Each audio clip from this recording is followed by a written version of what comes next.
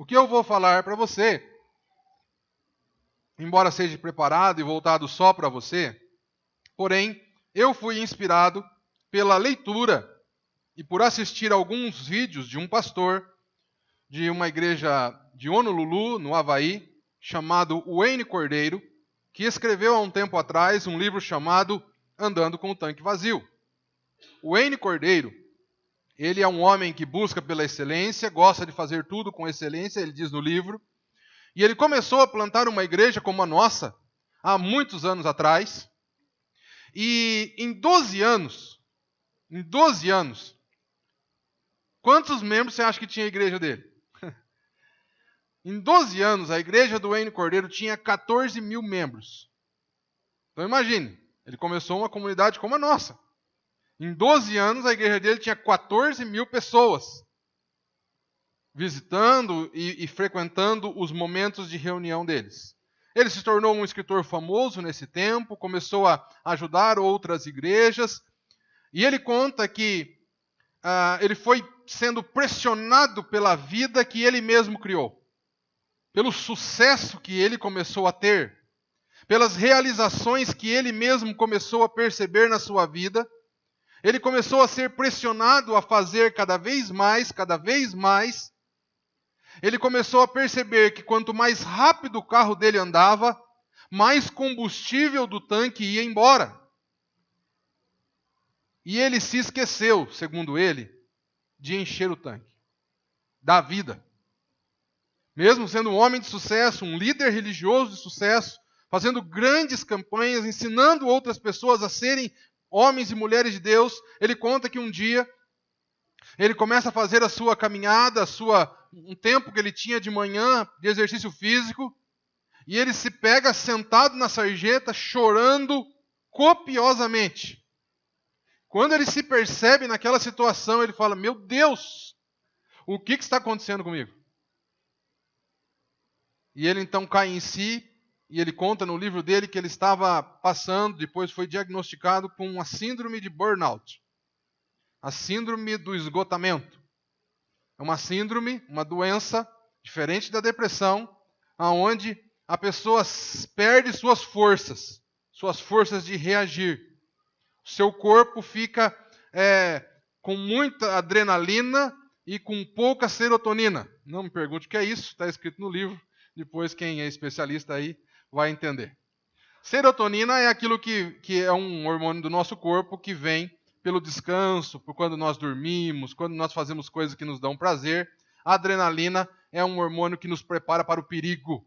Quando falta serotonina, nosso corpo produz adrenalina e nós ficamos o tempo todo preparados para o perigo, seja ele vindo ele ou não vindo ele. Pessoas com um momento de estresse na vida normalmente estão com mais adrenalina do que serotonina. O burnout não é um estresse. O estresse é algo que tem começo e tem fim. Um jovem, adolescente, que está entrando na faculdade, ele vive um período de estresse nos meses anteriores ao vestibular. E é normal, e não tem problema nenhum ele viver esse estresse. O burnout é diferente. É o estresse por um longo período de tempo. É um estresse permanente. É a vida estressada por muito tempo. Isso produz um esgotamento. E eu queria então ilustrar o que nós vamos falar aqui com uma história. Essa aqui é a rodovia Castelo Branco. Eu sou nascido em Assis, minha esposa nascida em Assis. Nós viemos de Assis para cá no ano 2000, então deixamos alguns familiares lá. A cada 2, 3 meses nós vamos para Assis. Então essa estrada aí nos últimos 20 anos, 15 anos, eu andei nela. De todos os jeitos, de todos os carros, de todos os tipos, rápido, devagar. Tomei até uma multa um dia desse, mas Deus vai tendo misericórdia. Não era propósito de Deus a multa foi erro do meu coração. Certa vez, eu vou para Assis sempre, então eu sei quanto eu gasto de combustível, até onde eu gasto, aonde eu tenho que abastecer. Constatações que eu tive durante o tempo. Se eu vou no álcool, se o meu carro está abastecido com álcool, eu não chego em Assis com um tanque. Se o meu carro está com gasolina, o carro pode ser bem gastão, eu consigo chegar quase na reserva, mas eu consigo chegar. E eu estava certa vez indo com o carro no álcool. E sempre que eu vou no álcool, eu paro no meio do caminho, tem um posto, chama Rodoserve. Eu paro no Rodoserve, a gente vai ao banheiro, come alguma coisa e abastece o carro. Naquele dia especificamente, eu não abasteci. Passou criançada, sabe aquela história de um monte de criança no carro, aquele negócio e tal, já estava à noite e eu fui embora na Castelo Branco sem abastecer. E andei uns 30 quilômetros, percebi que não tinha abastecido. Falei, meu Deus, eu sempre abasteço no Rodoserve, agora eu não abasteci. Ah, mas tem posto aí na frente e o negócio vai dar certo. E logo vi lá uma plaquinha meio escondidinha, entrei, olhei para aquele posto e falei assim, me dei minha esposa, falei assim, não está com cara de ser um bom posto, não. Acho que eu não vou abastecer aqui. Ali na frente eu lembro que tem, perto de Santa Bárbara, ali um pouco antes, tem um posto, eu paro ali e eu abasteço. Porque eu sabia que no final da Castelo já estaria na reserva o carro. E eu andei mais um pouco. Qual foi a minha surpresa? Quando eu cheguei naquele próximo posto, estava em reforma, estava fechado. Aí o meu coração, que estava calmo, tranquilo e sereno, ficou preocupado. Começou a ficar preocupado. Eu então segui e falei assim, agora, eu não lembro onde é que é o próximo posto, eu sei que tem um posto lá, depois sai da Castelo, perto de Santa Cruz, mas eu não lembro onde que é, não sei se dá para chegar também, vamos pela graça agora, não sei o que fazer. Não dava mais para voltar também, eu me desesperei. Comecei a ficar desesperado. Homem não fica desesperado no carro, não é verdade? Homem dirigindo não fica desesperado. Perde um pouquinho o controle, né? Minha mulher muito sábia, ficou na dela, ou não percebeu o que estava acontecendo, ou não falou nada, e eu continuei seguindo. De repente, o que aconteceu? A luz amarela acendeu. E eu fiquei mais desesperado ainda. Falei, meu Deus, quer dizer que a luz acendeu no álcool, eu tenho uns 40 quilômetros para andar. Eu vou tentar chegar. De repente, eu percebi que acabou a Castelo. E eu tinha, assim, mais uns 10 quilômetros, mas já tinha andado 40 quilômetros. Falei, meu Deus, agora não dá. As contas do matemático não bate, não vai dar, não tem jeito. E suava frio, e orava, pedia para Deus mandar o anjo abastecedor, e pedia para Deus fazer de tudo, multiplicava. Deus, o Senhor multiplicou o pão e peixe, multiplica a gasolina, faz alguma coisa, porque parar à noite na estrada com as minhas crianças, ir atrás de combustível, não vai ser uma boa ideia. Sem falar da vergonha, né? A gente chegar em Assis e os meus cunhados tudo ficar sabendo. Já pensou? Contar para os cunhados que o cunhado não abasteceu o carro. Meu Deus, que drama que ia ser aquele negócio. Então, acontecia aí que acontecia. Na descida eu desligava o carro. Desligava o carro automático, colocava no neutro, descia lá embaixo dava partida no carro. E subia de novo, e descia, desligava o carro. Aí, querido, de repente eu vi o posto. Falei, meu Deus do céu, agora dá para ir nem que seja a pé. Tá uma bênção. Cheguei, o coração foi acalmando, foi desacelerando. E eu agradeci a Deus, eu abasteci e eu consegui chegar em casa. Quantos homens já passaram por essa experiência aqui? Alguns aí já passaram. Sabem mais ou menos o drama que é esse negócio. E eu usei essa historinha para fazê-lo pensar que muitas vezes na nossa vida, nós também temos tanque de energia. Não é de gasolina nem de álcool, mas é de energia. E eu costumo dizer que nós temos pelo menos 4 tanques interligados, todos eles, não são separados. O tanque espiritual, o tanque emocional, o tanque relacional e o tanque físico. E quando um começa a baixar o combustível, começa também a impactar os outros. E muitas vezes na nossa vida, quando nós não temos cuidado, ou quando nós descuidamos de reabastecer, nós corremos o risco de viver momentos como eu vivi com o meu carro, porém não com o carro, mas com a nossa vida. Eu e você corremos o risco de nos sentir esgotados, ou sentir que estamos nos esgotando. Situações da nossa vida podem sinalizar luz amarela. Situações da nossa vida podem mostrar que está faltando energia, que está faltando combustível. E eu queria então pensar a respeito disso. E a primeira coisa que eu queria salientar para você é que o consumo é inerente ao homem pecador, como a gasolina é consumida por um carro que está em movimento. Assim como não teve jeito de eu parar o consumo do carro em movimento, o único jeito era eu parar o carro. Um homem, uma mulher pecador, um ser humano, depois que se distanciou de Deus, também não tem jeito de deixar de consumir a energia. Nós já falamos aqui que a Bíblia diz que Deus cria homem e mulher. Gênesis 1 e 2 diz que Deus cria homem e mulher. Deus coloca um repositório de vida, de energia dentro desse homem e mulher. E Deus enche o tanque. Deus preenche esse homem e essa mulher de vida. Porém, quando o homem e mulher foram criados, eles estavam diretamente conectados. Eles tinham uma bomba de combustível dessa aqui com eles o tempo todo. Eles não corriam risco de ficar sem vida, sem energia. Porém, eles decidiram se desconectar da bomba de Deus, do posto de Deus, e viver a sua vida sozinho. Com que energia? Com o resto que tinha no tanque. E a Bíblia diz que quando eles se desconectam, chama-se isso de pecado, escolher um caminho distante do posto de gasolina de Deus. Automaticamente esse ser humano pecador que se distancia de Deus, que se desconecta de Deus, ele não tem como se reabastecer. Porém, ele vai se consumir. Alguns mais rápidos, alguns menos rápidos. Alguns aceleram mais na vida e se desgastam mais cedo. Outros aceleram menos, mas também se desgastam.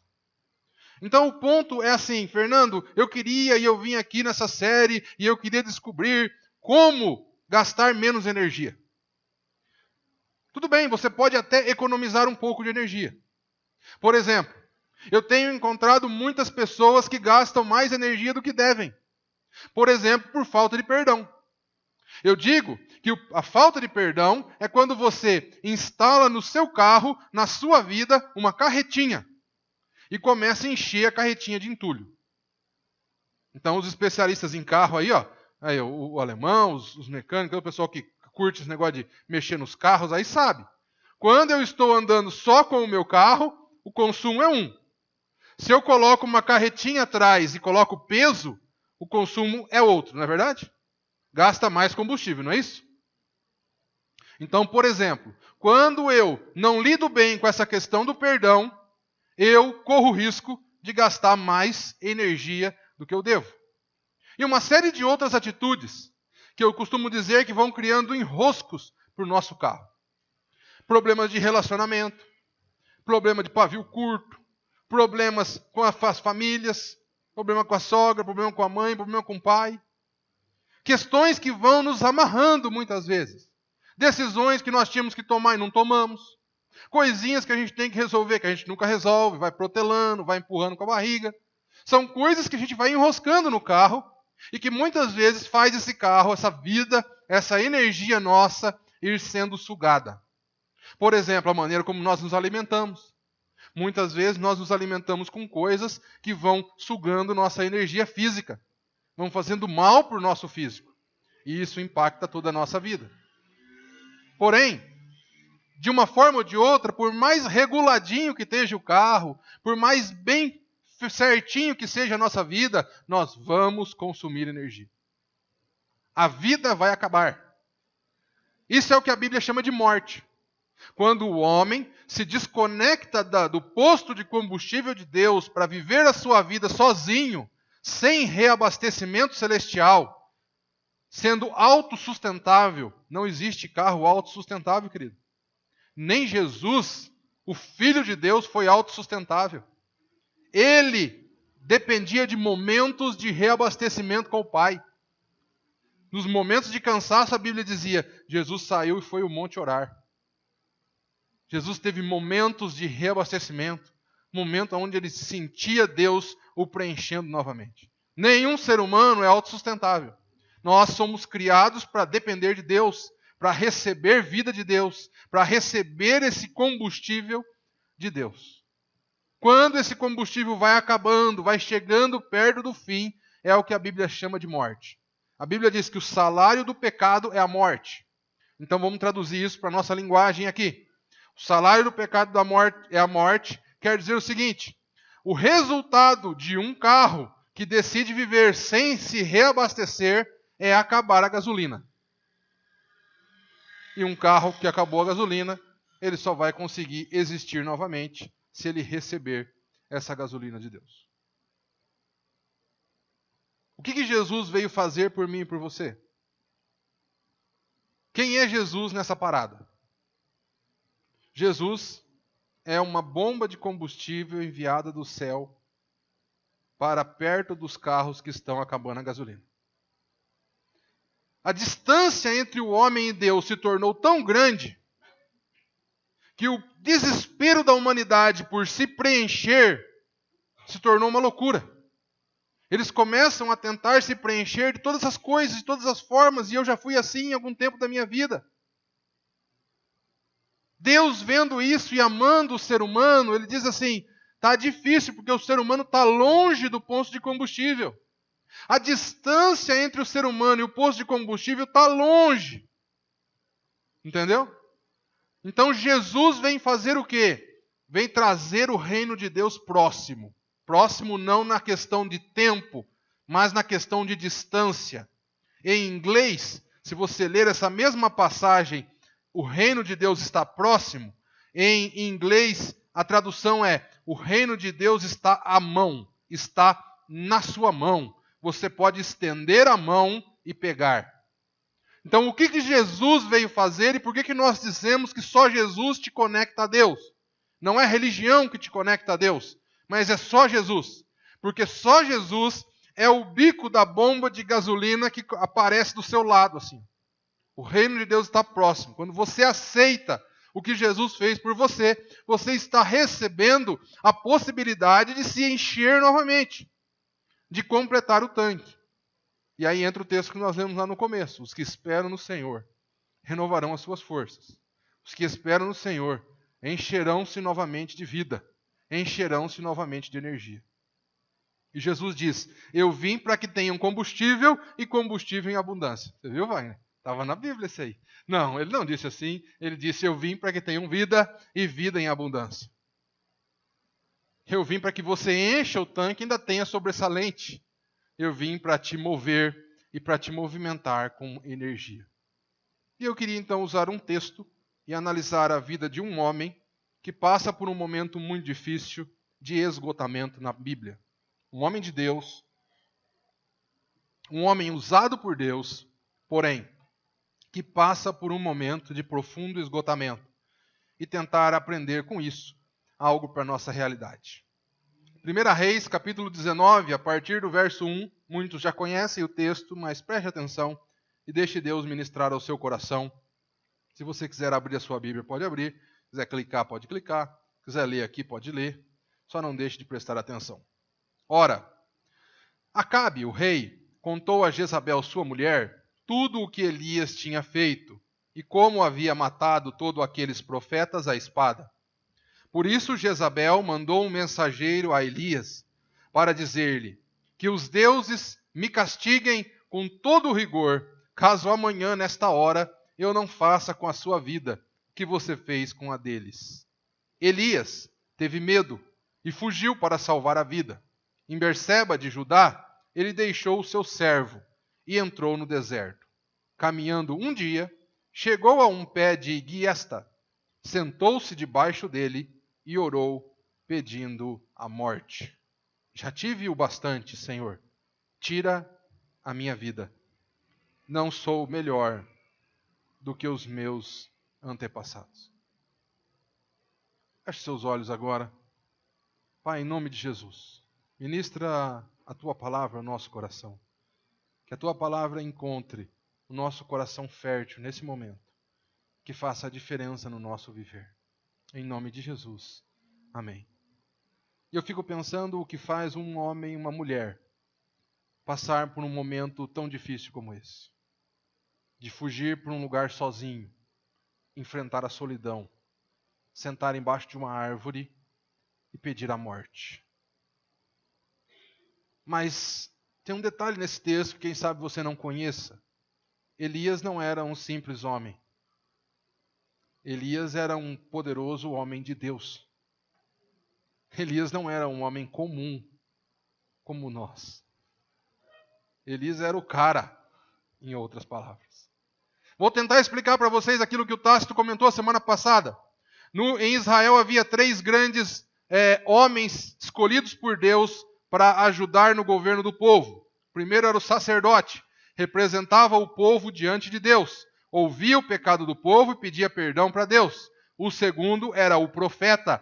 O profeta era a boca de Deus na terra. Deus falava com ele, ele falava com o povo. Então, um fazia de baixo para cima, o outro fazia de cima para baixo. E o terceiro era o rei.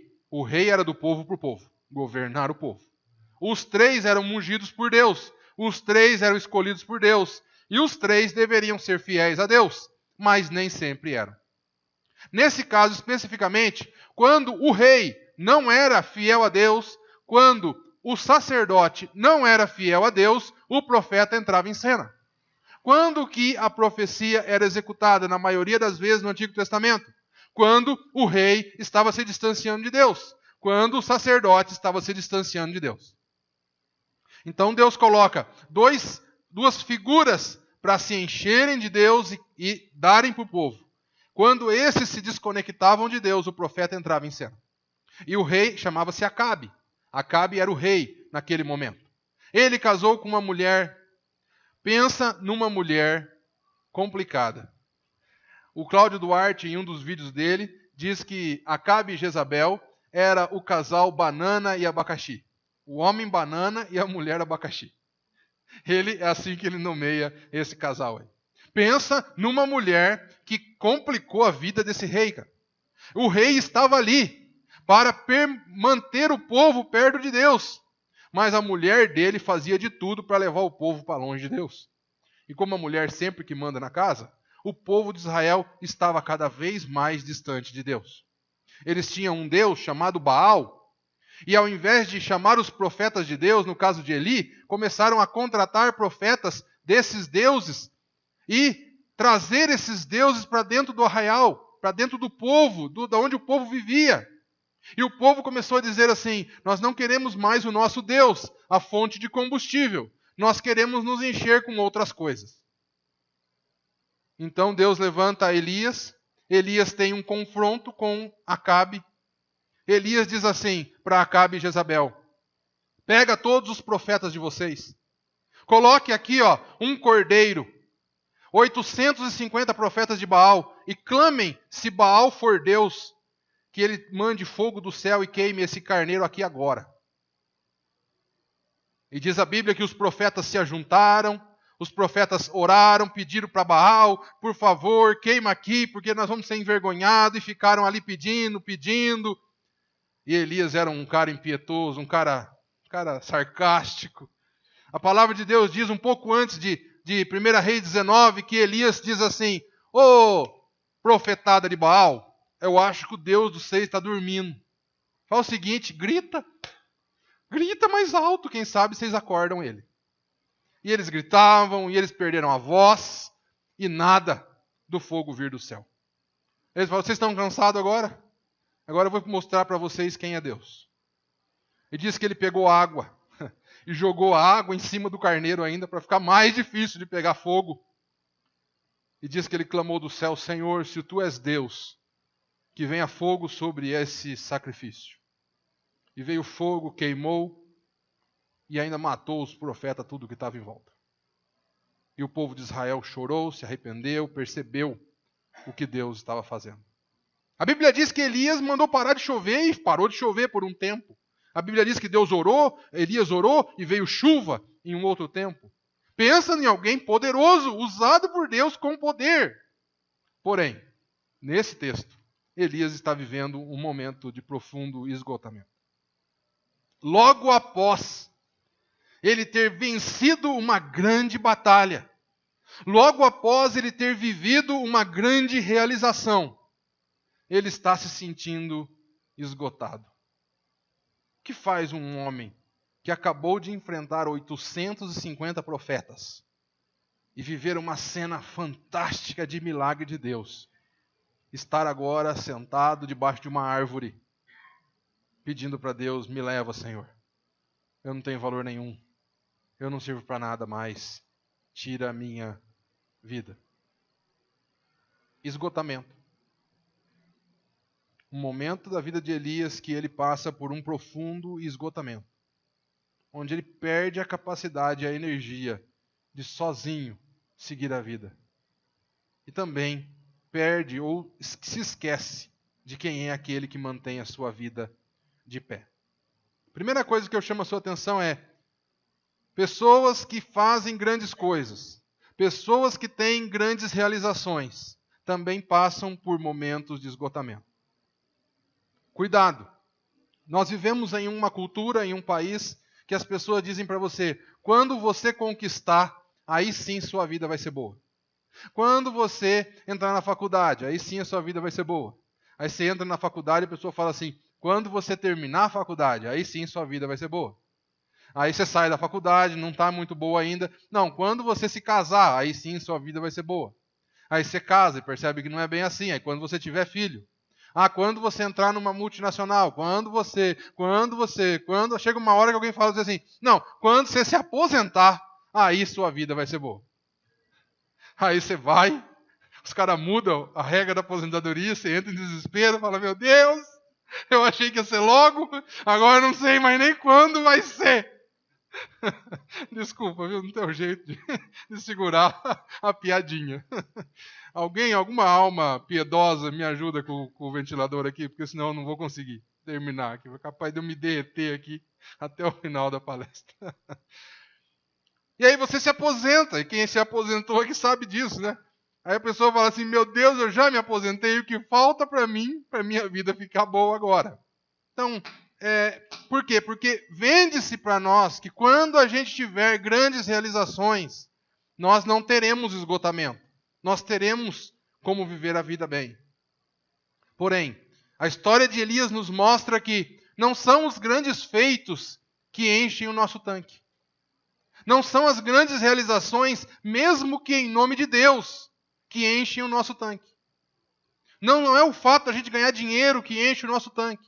Não é o fato de nós sermos um bom profissional ou ter uma boa empresa que enche o nosso tanque. O próprio Elias tinha acabado de fazer uma grande realização e em pouco tempo ele estava com o tanque vazio. Então não caia no engano de acreditar que quando você fizer grandes coisas, você encherá o seu tanque. A Bíblia diz que ele teve medo, e a Bíblia diz que tendo medo, ele tenta se salvar. Um outro erro que nós corremos é tentar preencher o nosso tanque nós mesmos. Elias que tinha andado com Deus, Elias que era amigo de Deus, Elias que sabia certinho onde era o posto de combustível, Elias que sabia como se preencher. Quando ele tem medo, ele se esquece de onde ele podia se encher e ele tenta se salvar. Quantas pessoas fazem coisas erradas na vida tentando se salvar? Um determinado dia eu conversava com uma mulher e ela dizia para mim assim: eu perdi o meu casamento tentando salvá-lo. Falei assim: não estou entendendo, eu sou uma pessoa lógica, matemática, tenta me explicar. Não, de tanto eu tentar salvar o meu casamento, eu brigava com o meu cônjuge e aí ele acabou separando de mim. Negócio interessante. Olha que interessante. Eu conheço histórias de pais que perderam seus filhos tentando trazer seus filhos para perto de si. Pais que perceberam que a energia da família estava se esgotando e sem saber como fazer, com medo de perder os seus filhos, acabaram perdendo. Então preste atenção, o medo não enche também o nosso, como não enche também o nosso tanque. Também não nos dá energia. A tentativa de se autossustentar e de gerar energia para nós mesmos só vai sugar mais e mais a nossa vida. Nós vemos isso em Elias. Quando ele tentou se salvar, o tanque de combustível dele foi chegando cada vez mais lá embaixo. E lembre-se disso. Não é porque um dia você já se abasteceu que você tem combustível para o resto da vida. Relacionamento com Deus é todo dia. Relacionamento com Deus é uma vida de intimidade. É um querer ir além. Não tem como nós ficarmos no mesmo lugar com Deus. Nós precisamos nos aproximar de Deus a cada dia. Elias, o único dia que ele se esqueceu disso, o combustível desceu. E a Bíblia diz que em um dia ele chegou embaixo da árvore. A caminho de um dia, ele chegou embaixo da árvore, sentou e pediu a morte. Eu e você corremos riscos de ser sugados pela vida, de termos as nossas energias sugadas. Você consegue se salvar sozinho. Essa é uma das mentiras que muitas vezes foi inculcada, colocada na nossa cabeça. Essa foi a mentira que inventaram, que contaram para Eva e que Eva contou para Adão. Eva estava morando perto de Deus, junto com Adão, conectada com Deus, recebendo a energia de Deus, e ela, na sua cabeça, pensou assim: ela e Adão, nós podemos nos salvar sozinhos. Nós não precisamos de Deus para energizar a nossa vida. Nós não precisamos de Deus para encher nosso combustível. Vamos viver a vida numa outra autoestrada. E até hoje nós corremos esse risco. E eu li uma frase no livro do Wayne Cordeiro que eu achei interessante. Preocupação é um ciclo de pensamentos ineficientes, rodopiando em torno de um centro do medo. E eu falei assim: meu Deus, eu tenho preocupação. Eu me preocupo. Eu falei: impossível, eu não podia me preocupar. Olha o que é preocupação. Preocupação é um ciclo de pensamentos ineficientes que giram em torno de um medo, do centro do medo. Então olha só o que acontece com Elias.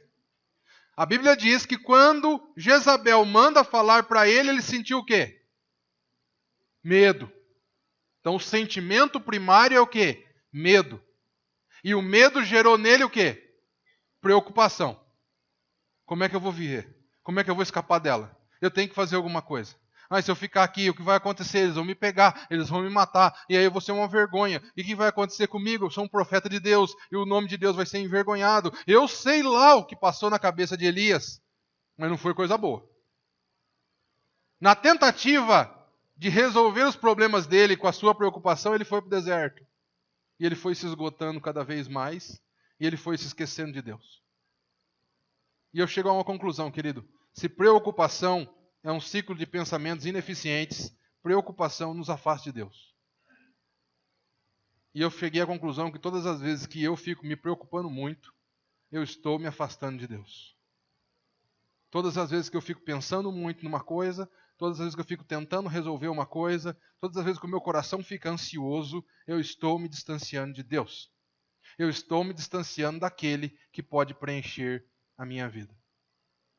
Isso aconteceu com Elias.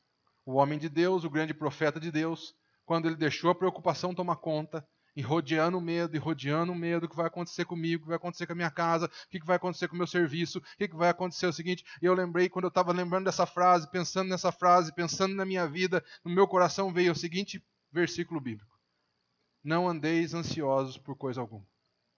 Antes, as suas petições sejam conhecidas de Deus. E o Deus de paz, Deus da paz, trará a paz ao seu coração. Quando eu e você deixamos essa preocupação girar, essa ansiedade do amanhã, esse medo do amanhã, Fernando, mas é fácil falar. O duro é quando você está vivendo no olho do furacão. O duro é quando você perde o emprego e fica vendo as contas chegando.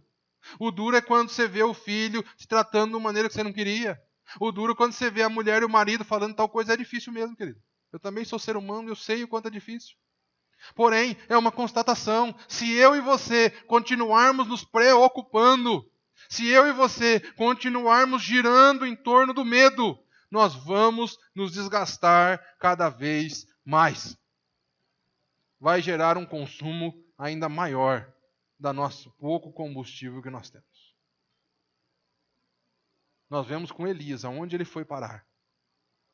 Continuar nos preocupando, continuar ansiosos pelo dia de amanhã, vai nos levar para longe de Deus. Jesus diz assim: olhe para os lírios, Ninguém cuida deles e eles são os mais belos. Olhe para os passarinhos. Se Deus cuida do lírio e cuida do passarinho, não vai cuidar de você, Fernando. Por que tanta preocupação?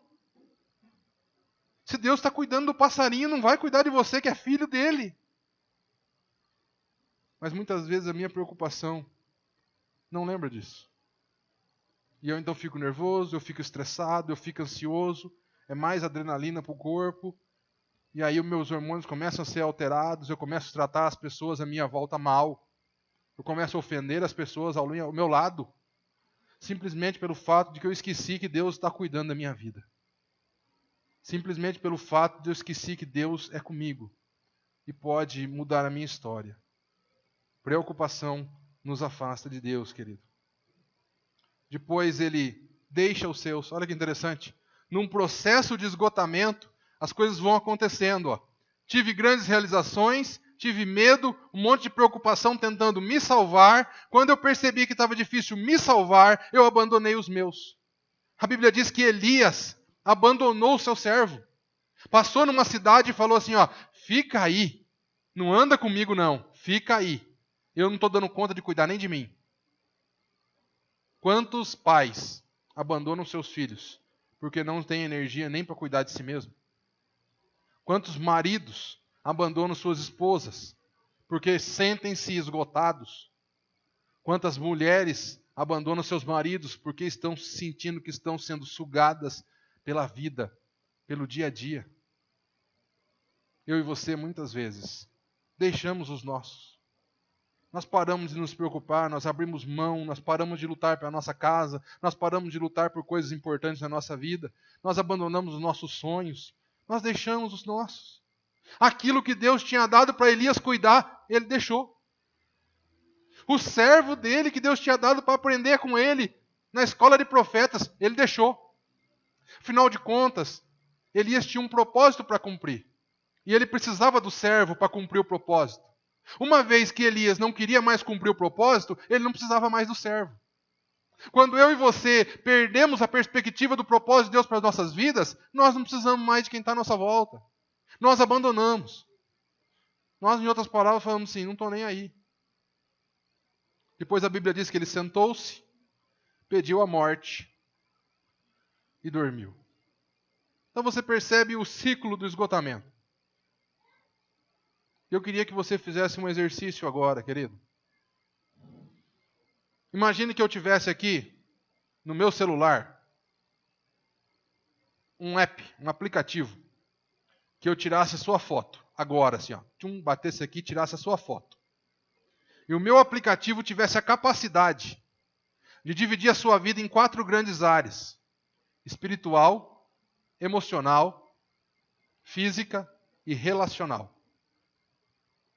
E eu desse um clique e mandasse aqui para a tela, e aparecesse a sua foto ali, e aqui embaixo o nível de combustível de cada uma dessas áreas. Olhando para a história de Elias, e olhando agora para dentro de mim e de você, como que apareceria aqui o resultado das coisas? Será que apareceria meio tanque no espiritual? Meio tanque no relacional? Será que apareceria cheio no emocional? No físico? Será que apareceria ponteirinho caindo para baixo? E esse carro que eu tinha quando eu fui para Assis, ele acendia a luz quando entrava na reserva, e quando chegava, acho que no último litro, ele começava a piscar a luz. Era diferente, ele acendia, e depois quando estava bem no finalzinho mesmo, ele começava a piscar. Quem sabe alguns aqui, alguma área das nossas vidas, acenderia a luz, cuidado, alerta, está na reserva. Quem sabe alguns aqui começariam a piscar. As coisas começaram a piscar na vida de Elias quando ele senta embaixo da árvore e diz assim: Deus, eu quero morrer. Deus, dá fim na minha vida. Quem sabe você chegou aqui hoje e nos últimos dias você pensou nisso. Quem sabe você pensou em fazer essa oração. Eu tenho certeza que Deus te trouxe aqui para dizer assim: eu não te criei para isso. Eu não te projetei para isso. E o meu propósito para a sua vida não é que você fique embaixo da árvore, não é que você fique no deserto, mas eu tenho um propósito para a sua vida. Se você deixar, eu vou cumprir na sua vida os meus propósitos. E mesmo que você esteja sem força, e mesmo que você deite e durma, Deus virá te tocar. Porque foi assim que ele fez com Elias. A virada inicia a partir de um encontro com Deus. A virada de Elias, da vida de Elias, do cumprimento do propósito de Elias, se inicia a partir de um encontro com Deus. Mas preste atenção, não foi Elias que foi atrás de Deus. Foi Deus que veio atrás de Elias. Mesmo que você não tenha mais forças de buscar a Deus na sua vida, mesmo que eu não tenha mais forças de orar a Deus, o amor de Deus por mim e de você, faz Deus vir até mim e você. E tocar a nossa vida. E virar a nossa história.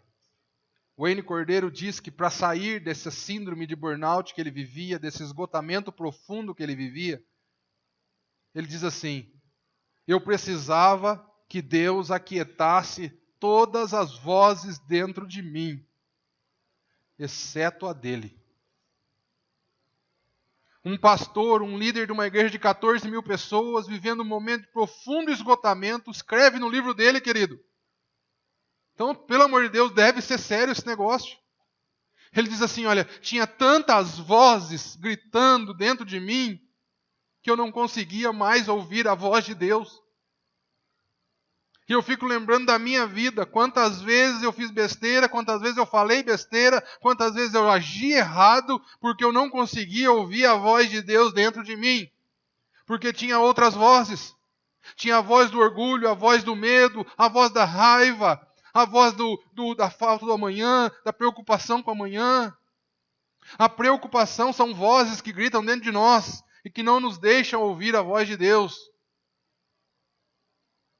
Muitas vezes Deus está me convidando e convidando você a aquietar as outras vozes que têm falado ao nosso coração. Muitas vezes nós não conseguimos ouvir a voz de Deus, porque tem outras vozes gritando dentro de nós. Que vozes que eu tenho ouvido será? Que palavra? Será que eu tenho dado valor mais à palavra de Deus ou à palavra de outras vozes que têm gritado no meu interior? A mudança começa a partir de um encontro com Deus. Mas nesse encontro eu preciso aquietar as vozes dentro de mim e ouvir a voz de Deus. Partindo para o fim, o texto continua assim. Depois se deitou debaixo da árvore e dormiu. De repente um anjo tocou nele e disse, levanta-se e coma. Elias olhou ao redor e ali junto à sua cabeça havia pão assado sobre a brasas crentes e um jarro de água. Ele comeu, bebeu e deitou-se de novo. O anjo do Senhor voltou, tocou nele e disse, levanta-se e coma, pois a sua viagem será muito longa. Ele então se levantou, comeu e bebeu, fortalecido com aquela comida. Viajou 40 dias e 40 noites, até que chegou a Horebe, o monte de Deus. E ali entrou numa caverna e passou a noite.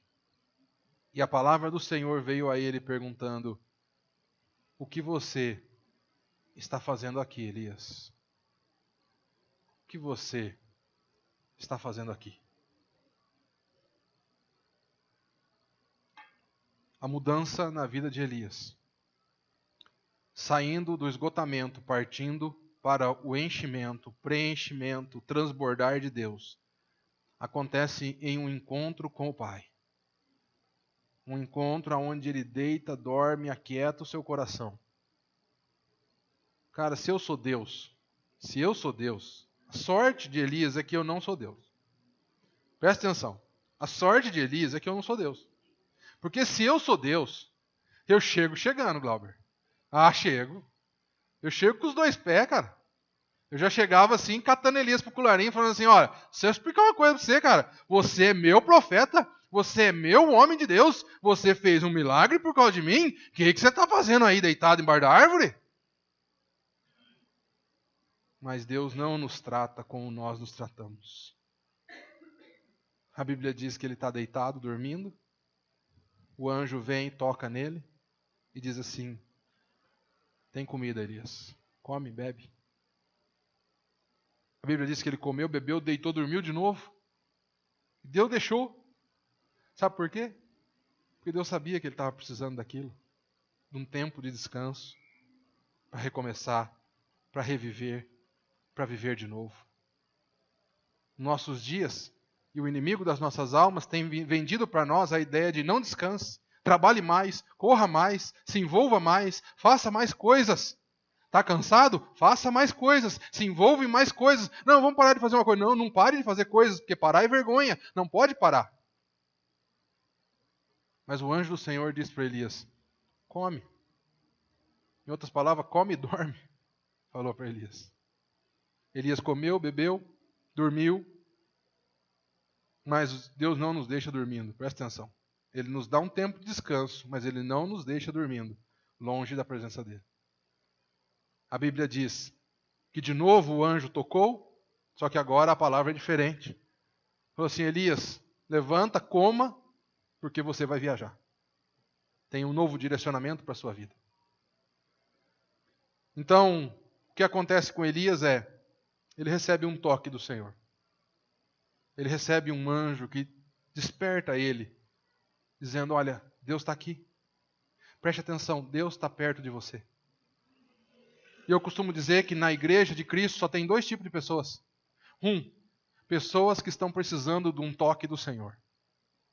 Dizendo assim: olha, preste atenção, Deus está perto de você. Não se deixe vencer, não se deixe esgotar. A cidade de Valinhos precisa de um toque, querido. A cidade, dentro de Valinhos tem pessoas que estão se esgotando, famílias que estão se sugando, famílias que estão pensando na morte, famílias que estão se destruindo, vidas que estão se entregando diante das situações da vida, que precisam de um toque do Senhor, dizendo assim: levanta, come, eu estou aqui do seu lado. Levanta, perceba, Deus te ama, Deus não desistiu de você. Você desistiu da vida, Elias, mas Deus não desistiu de você. Você desistiu das suas coisas à sua volta, Elias. Você desistiu do propósito meu para a sua vida, mas eu não desisti. Você pode ter sido infiel com o meu propósito, mas eu não sou infiel contigo. Levanta, come, vamos voltar. E o caminho de volta é longo, querido. Presta atenção. Chegar no esgotamento é fácil. Repete comigo, fala assim: chegar no esgotamento é fácil. Mas voltar, às vezes, é difícil.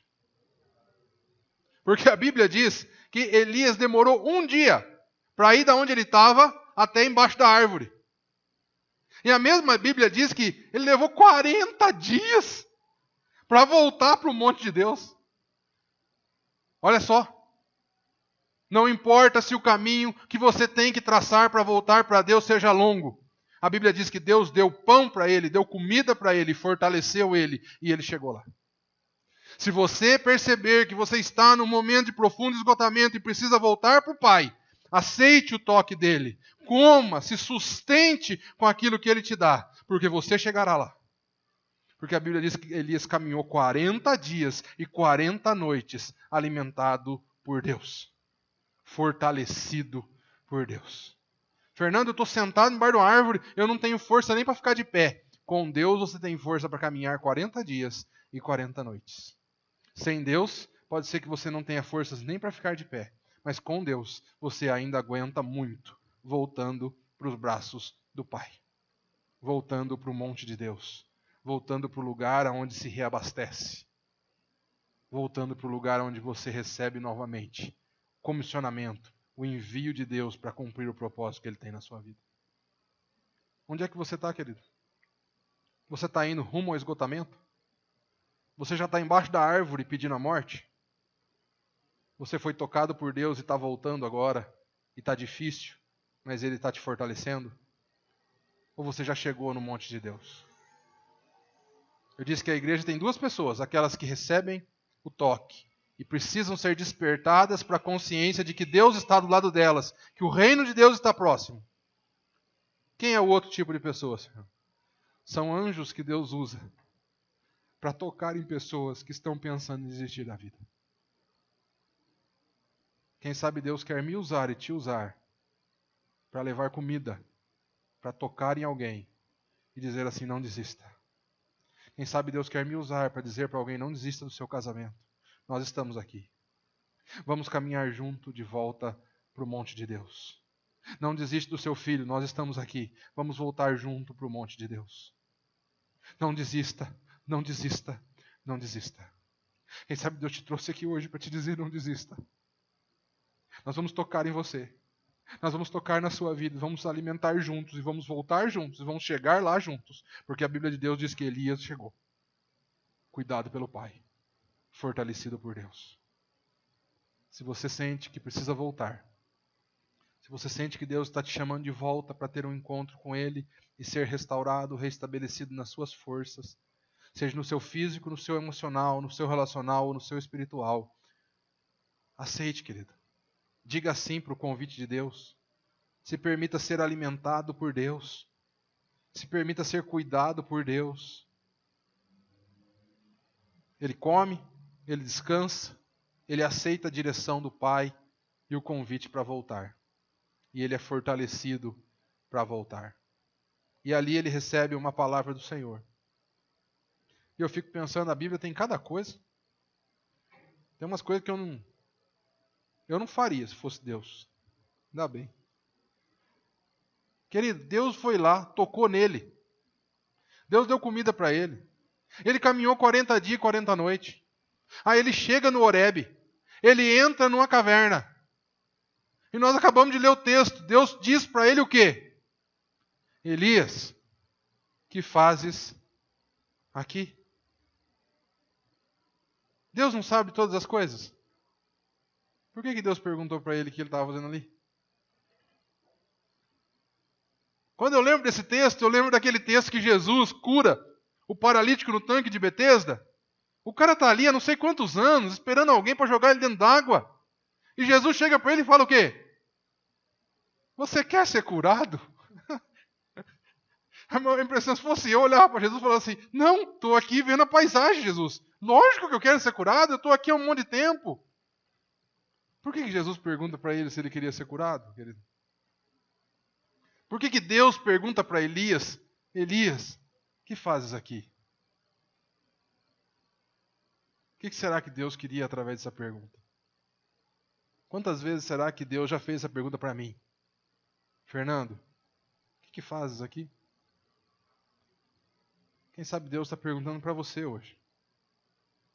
Pelo nome, presta atenção, Ele chama você pelo nome. E te pergunta: o que fazes aqui? E aqui aonde? Aqui no lugar ou aqui na vida? Será que Deus estava querendo perguntar para Elias o que ele estava fazendo ali, naquele lugar? Ou será que Deus estava perguntando o que ele estava fazendo na vida? Porque Elias tinha acabado de pedir para acabar com a vida. Elias tinha acabado de querer interromper o propósito de Deus para a vida. Como é que Elias ia embora e não ia deixar um outro profeta? Como é que Elias ia embora e não ia ungir um outro rei? Quem ia fazer isso? Elias tinha um propósito para cumprir, querido. Eu e você temos um propósito para cumprir. É por isso que nós estamos aqui. E muitas vezes nós queremos abrir mão do propósito de Deus, e todas as vezes que nós abrimos mão do propósito de Deus, nós vamos para um esgotamento, e Deus nos busca, e Deus nos traz de volta, e Deus nos faz refletir o que nós estamos fazendo aqui. Igreja Metodista, nesse lugar, aqui no Pai Querer. Quem sabe Deus pergunta para nós: o que vocês estão fazendo aqui?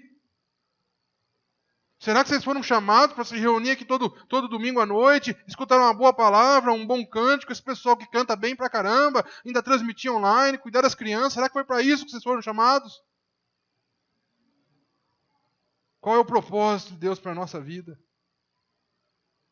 Deus dá da palavra dele, Deus dá da presença dele, querido. Primeiro Deus fala, depois Deus se mostra.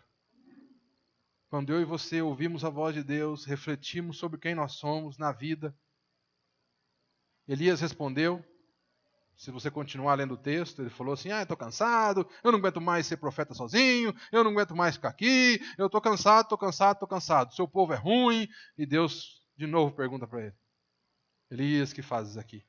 Mas agora Deus se mostra da presença dele. Quando Elias para de reclamar, Deus fala para ele: Elias, agora volta. Vamos continuar fazendo o que eu tenho para fazer na sua vida. Como o amor de Deus é grande por mim e por você. Se fosse eu ia falar assim: Elias, você não serve mais. Você me abandonou. Mas Deus não nos trata assim, querido. Deus diz: Elias, levanta, vai ungir um rei, vai ungir Eliseu, vai completar a sua obra. Daqui a pouco eu te pego para mim. Deus quer completar uma obra na sua vida, Deus quer completar uma obra na minha vida, mas nós precisamos voltar para o propósito. O que fazes aqui, Elias? Querido, querida, permita Deus te conduzir de volta ao propósito dele para a sua vida. E você mudará o caminho do esgotamento para o enchimento. Deus não enche ninguém que não está cumprindo o propósito dele. Deus não joga gasolina fora. Deus quer trazer você de volta para o propósito dele. Para quem está de volta do propósito, seja antes de chegar no encontro com Deus ou depois, ele sustenta, ele preenche, ele dá força.